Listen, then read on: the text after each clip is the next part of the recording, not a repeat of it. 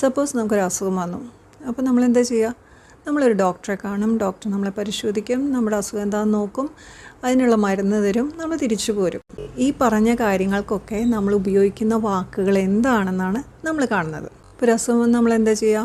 നമ്മളൊരു ഡോക്ടറെ കാണും. അപ്പോൾ അതിനെന്താ പറയുക? Consulting a doctor. We consult a doctor to address our health concerns. Next എന്താ? ഡോക്ടർ നമ്മൾ പരിശോധിക്കുക അല്ലേ? The doctor examines the patient to assess the health condition. അപ്പോൾ സിമ്പിളായിട്ടുള്ള എന്തെങ്കിലുമൊക്കെ ആണെങ്കിൽ ഡോക്ടർക്ക് എക്സാമിൻ ചെയ്യുമ്പോൾ തന്നെ മനസ്സിലാകും. പക്ഷേ ഇപ്പോഴും അങ്ങനെ സംഭവിക്കണമെന്നില്ല. അപ്പോൾ എന്താ ചെയ്യുക? ചില ടെസ്റ്റുകളൊക്കെ ചെയ്യേണ്ടതായിട്ട് വരും. Conducting tests. The doctor recommends necessary test to gather more information about the patient's health. അപ്പോൾ എക്സാമിനേഷൻ ചെയ്തു, അതുപോലെ ടെസ്റ്റ് കണ്ടക്ട് ചെയ്തു. അപ്പോൾ ഇതിൻ്റെ രണ്ടിൻ്റെയും ബേസിൽ ഡോക്ടർ രോഗം എന്താണെന്ന് കണ്ടുപിടിക്കും. അതിനെ പറയുന്നതാണ് diagnose the condition. Based on the examination and test results the doctor identifies and diagnoses the patient's condition.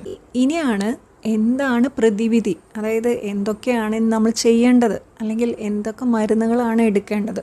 അപ്പോൾ അതിന് നമ്മൾ പറയുന്നത് എന്താ? ട്രീറ്റ്മെൻറ്റ്. അത് ട്രീറ്റ്മെൻറ്റ് തരുന്നതിന് നമ്മൾ എന്താ പറയുക? പ്രിസ്ക്രൈബ്. അപ്പോൾ നെക്സ്റ്റ് എന്താണ്? Prescribe treatment. The doctor prescribes suitable medications and treatment to treat the condition. ട്രീറ്റ്മെൻറ്റൊക്കെ എടുത്തതിന് ശേഷം നമ്മുടെ ആ ഒരു കണ്ടീഷൻ റിവ്യൂ ചെയ്യാനായിട്ട് വീണ്ടും നമ്മളെ ഡോക്ടറെ കൺസൾട്ട് ചെയ്യുന്നതിന് പറയുന്നതാണ് ഫോളോ അപ്പ് കൺസൾട്ടേഷൻ.